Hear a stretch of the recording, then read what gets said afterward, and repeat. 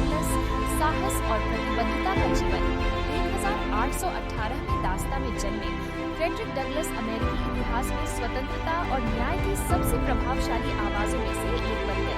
उनका जीवन साहस, बुद्धिमत्ता और अटूट संकल्प का प्रतीक है, जो आज भी पीढ़ियों को प्रेरित करता है। फ्रेडरिक ऑगस्टस वॉशिंगटन बेली का जन्म मैरीलैंड के टैलबोट काउंटी में हुआ था। बचपन में अपनी मां से अलग होकर और अपनी दादी के संरक्षण में पले बड़े फ्रेडरिक ने दास्ता की कठोर वास्तविकताओं का सामना किया। फिर भी इन कठिन परिस्थितियों में भी उन्होंने स्वतंत्रता का सपना देखा। सिर्फ 8 साल की उम्र में उन्हें बाल्टीमोर भेजा गया, जहां वे ओल्ड परिवार की सेवा में लगे। वहां सोफिया ओल्ड ने उन्हें वर्णमाला सिखाना शुरू किया। लेकिन जब उनके पति ने इसे मना किया, तो फ्रेडरिक ने महसूस किया कि साक्षरता ही स्वतंत्रता की कुंजी है। सभी बाधाओं के बावजूद उन्होंने खुद को पढ़ना और लिखना सिखाया, यह जानते हुए कि ज्ञान उनकी जंजीरों को तोड़ सकता है। 1838 में 20 साल की उम्र में डगलस ने स्वतंत्रता के लिए साहसिक भागने का प्रयास किया। नाविक के रूप में भेष बदलकर वे उत्तर की ओर भागे और न्यू बेडफोर्ड, मैसाचुसेट्स में एक नई जिंदगी शुरू की। वहां उन्होंने अपना नाम फ्रेडरिक डगलस रखा, एक ऐसा नाम जो जल्द ही इतिहास में गूंजने वाला था। डगलस ने जल्दी ही एक वक्ता और गुलामी के उन्मूलनकर्ता के रूप में ख्याति प्राप्त की। उनके भाषणों ने दर्शकों को मोहित कर दिया, नस्लीय हीनता के मिथकों को खारिज कर दिया और दासता की भयावहता को उजागर किया। 1845 में उन्होंने अपनी पहली आत्मकथा प्रकाशित की, narrative of a life on a Frederick Douglass, an American slave.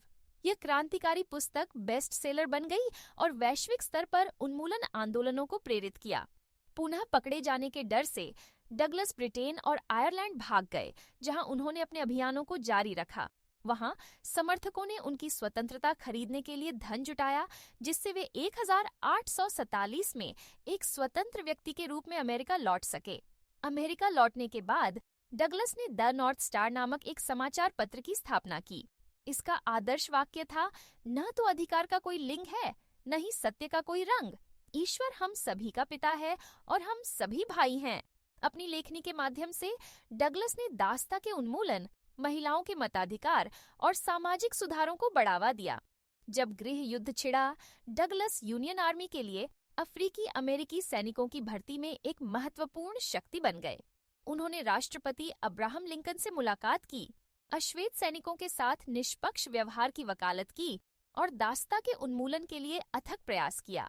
The इमांसिपेशन proclamation हालांकि संघर्ष का अंत नहीं था, एक ऐतिहासिक कदम था। युद्ध के बाद डगलस ने पुनर्निर्माण पर अपना ध्यान केंद्रित किया। उन्होंने 13वें, 14वें और 15वें संशोधनों की वकालत की, जिन्होंने दास्ता को समाप्त किया, नागरिकता प्रदान की और अश्वेत पुरुषों के लिए मतदान अधिकार सुनिश्चित किया। उन्होंने महिलाओं के मताधिकार आंदोलन के प्रति भी अपनी प्रतिबद्धता बनाए रखी और सुसान बी, एंथनी और एलिजाबेथ कैडी स्टैंटन जैसी हस्तियों के साथ काम किया। डगलस का बाद का जीवन सार्वजनिक सेवा से भरा हुआ था।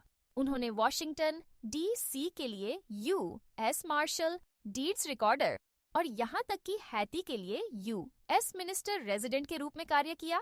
फिर भी उन्होंने कभी भी न्याय, समानता और मानव गरिमा की वकालत करना नहीं छोड़ा। 1895 में फ्रेडरिक डगलस का निधन हो गया, लेकिन उनकी विरासत जीवित है। उनके शब्द ज्ञान, साहस और आशा से भरे हुए आज भी गूंजते हैं। डगलस हमें शिक्षा की शक्ति, सहनशीलता की ताकत और न्याय की अटूट मांग की याद दिलाते हैं। फ्रेडरिक डगलस ने एक बार कहा था, यदि कोई संघर्ष नहीं है तो कोई प्रगति नहीं है।